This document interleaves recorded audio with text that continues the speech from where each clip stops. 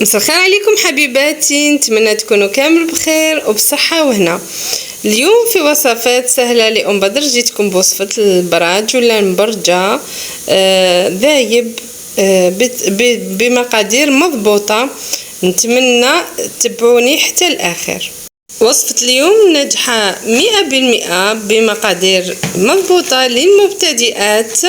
نبداو بالاستغفار، نستغلوا الفرصه ونستغفروا مع بعضنا ربي. اللهم استغفر الله واتوب اليه، ونصلي ونسلموا على سيدنا محمد. اللهم صل وسلم على نبينا الحبيب المصطفى سيدنا محمد خير الانام عليه الصلاه والسلام.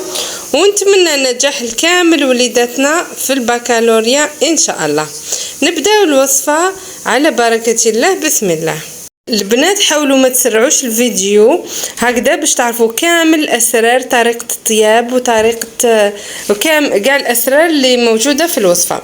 شوفوا البنات، هنايا اول شيء ناخذ 3 كيلات من السميد المتوسط. بيان سور نوعيه السميد تكون نوعيه جيده. انا في هذه الوصفه استعملت سميد ماما وانتوما استعملوا المهم يكون نوعيه جيده. شوفوا البنات، نغربلوه باش نحيو منه الحرش ولا نحيو منه السميد الحرش كما راكم تشوفوا. 3 كيلات. انا استعملت الكيله هذيك تاع المارغرين كيلت بها 3 كيلات سميد. انا نحاول ما نقطع لكمش المقاطع هكذا باش تعرفوا على كامل اسرار المبرجه وتجيكم ناجحه وذايبه ان شاء الله. الكيله 4 البنات نديروها فرينه، سيتادير 3 كيلات تاع سميد وكيله فرينه ثاني نغربلها بهالطريقه. ويسمى اول استيوس البنات هو ان نغربلو السميد تاعنا والفرينه. لاستيوس الثاني البنات بعد ما نذوبو تاع الكيله تاع المارغرين تاعنا سيتادير 3 كيلات سميد، كيله فرينه، كيله نفس الكيله مارغرين، نضيفوا لها مغرف صغيره تاع ملح هكذا باش ما يجيناش صامت. ولاستيوس ثاني البنات نضيفوا مغرف عسل. هذا المغرف تاع العسل البنات راح تخلي لاباط تاعنا مقرمشه. نزيدو لها نص كيلو تاع زيت كما راكم تشوفوا البنات. نحاولوا ندخلوا البسوس تاعنا للسميد والفرينه، ما تخافوش البنات راح تحصلوا على عجينه مبسه بزاف، ما تخافوش منها. دخلوا مليح الليدام تاعنا السميد كما راكم تشوفوا، وراح يبان لكم بلي هو مشمخ وما يحتاجش كميه تاع الحليب ولا الماء. هنا البنات كي ندخلوا كامل ليدام تاعنا السميد نضيفوا، انا ضفت نصف كيلو تاع الحليب. اللي تحب ما ديرش الحليب، تحب دير الماء تقدر. مي الحليب البنات كي تمخوا به ولا تبلوا به راح يمدلكم طراوه وبنه. ومع هذاك مع هذاك الزيت عفوا والمغرف تاع العسل راح يمدونا قرمشه.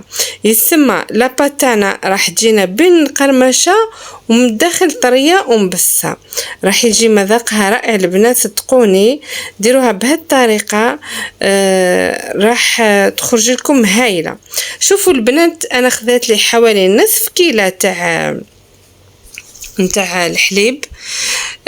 يمكن تزيدوا اكثر يمكن تنقصوا. شوفوا شمخوا بالعقل وحاولوا ما تعجنوش، دخلوا برك هذاك ليدام وهذاك الحليب الداخل دون عجن كما راكم تشوفوا. نحركوا بالاصابع فقط، ما نقوموش كاع بالعجن. راح نمدلكم السر الثالث البنات كيفاش تعرفوا بلي لاباط تاعكم خلاص ماهيش محتاجه الماء ولا السميد. كي نشكلوا كويره ونرميوها ما تتحلش كما راكم تشوفوا، تبقى على حالها. هيا نحطوا لاباط تاعنا ترتاح على الاقل مده 2 سوايع الى نصف يوم من افضل، ولا عجنيها الصباح وطيبيها العشيه. روحوا دوكا للغرس تاعنا. احسن طريقه للغرس البنات انك تفوريه. انا هنا خذيت الغرس تاع البطانه، نقيته ورحيته بيان سور وحليته في الزبده البنات، جاني طري كيما راكم تشوفوا. هنا نبداو نحلو العجينه تاعنا كيما راكم تشوفوا. الغرس البنات نديروه في هكذا كيس ولا ساشي ولا في الماليمونتير، المهم نحلوه وحده. جوست نعجنوا لاباط من تحت، نحلو نفس المستوى تاعها تاع الغرس ونحطوه فوقها. نعاود لكم المكونات بالزربه برك البنات. عندنا 3 كيلات سميد، كيلة فرينة نغربلوهم، عندنا كيلة سمن، مغرف صغيرة تاع ملح، ومغرف كبيرة تاع عسل البنات، نصف كيلة تاع زيت، وكيلو تاع غرس. دوك نخلي لكم مكونات في صندوق الوصف. دوك البنات راني نحاول نركب العجينه تاعي مع الغرس. شوفوا حتى الطبقه الاولى تاع عجينه ضفت فوقها الغرس، ومن بعد نحاول نغطيو الغرس هذاك، غطيته كما كتشوفوا بالعجينه بالعقل برك البنات. بعد ما نكملوا البنات نحلو لاباط تاعنا بيان، نخليوها حوالي 1.5 حوالي 2 سنتيمتر هكذاك. لازم يكون السمك تاعها كبير عالي شويه، ماشي بزاف، شويه. دوك نوري لكم السمك تاعها من بعد البنات. نحاول نقطعوها. شوفوا اللي عندها المول كيما انايا دير بالمول، اللي ما عندهاش تقطع عادي بالموس. لاستيوس الثانيه البنات عفوا لاستيوس الرابعه، نديرو طاجين تاع الطين من تحت ونديرو فوقو تاع الحديد من الفوق، هكذا يطيبونا الحبات حموره وما يتحرقوش كما راكم تشوفوا. نتمنى يكون تبعوا لي زاستيوس هكذا باش ينجح لكم. تقويوا الطابونه تاعكم وما تخافوش، المسافة هذيك بين الطاجين الاول والطاجين الثاني راح تحميهم ويطيبوا غوز. دوك يطيبوا بهذاك اللون الذهبي اللي نحبوه، ويطيبوا بيان ثانيك في النص. دوك نوري لكم النتيجة كيفاش راح تكون. شوفوا البنات، هاي ليك تبعوا برك الخطوات البنات، وما تبخلوش على اختكم بلا جام، ولي لايك وفعلوا جرس التنبيه هكذا باش يلحقكم كل جديد. السمك تاع الحبه تاعنا كيفاش يكون البنات؟ حوالي 2 سنتيمتر. السمك راح يكون هكا هكذا باش يجوك الحبات مستفين ويطيبوا مسلين حتى القلب.